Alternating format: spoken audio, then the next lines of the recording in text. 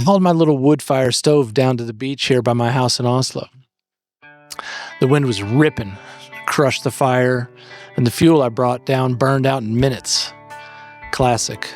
But that's the deal out here. Nothing goes according to plan, especially when you're playing with nature. Luckily, there was driftwood scattered all across the beach, so I loaded up and got the fire rolling hot again.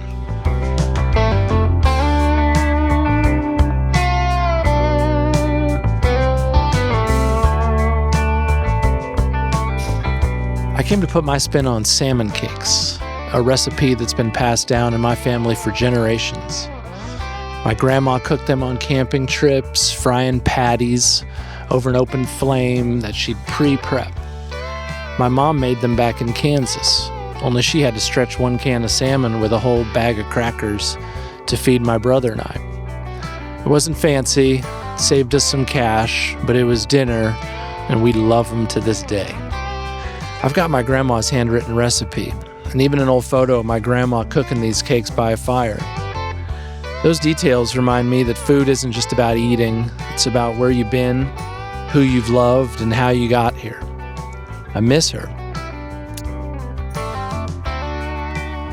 Now I'm in Norway, a place overflowing with fresh salmon. Beautiful stuff. Instead of canned, I got to use leftovers from a wild salmon I caught. Well, I didn't catch, but I caught it at the fish shop up the street. Fjellberg's my favorite. I love it so much. You could see it in my past video, my most recent video.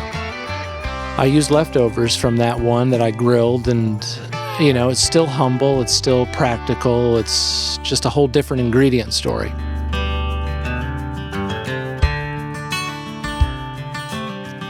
With the driftwood fire going strong, I mixed and fried the cakes and decided to take it a step further.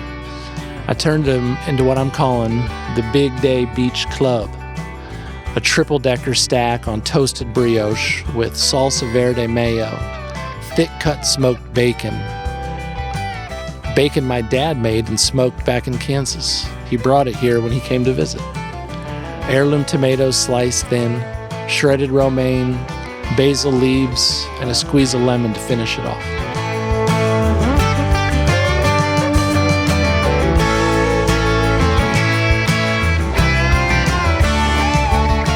It's not the salmon cakes my mom or grandma made, but it's connected to them all the same.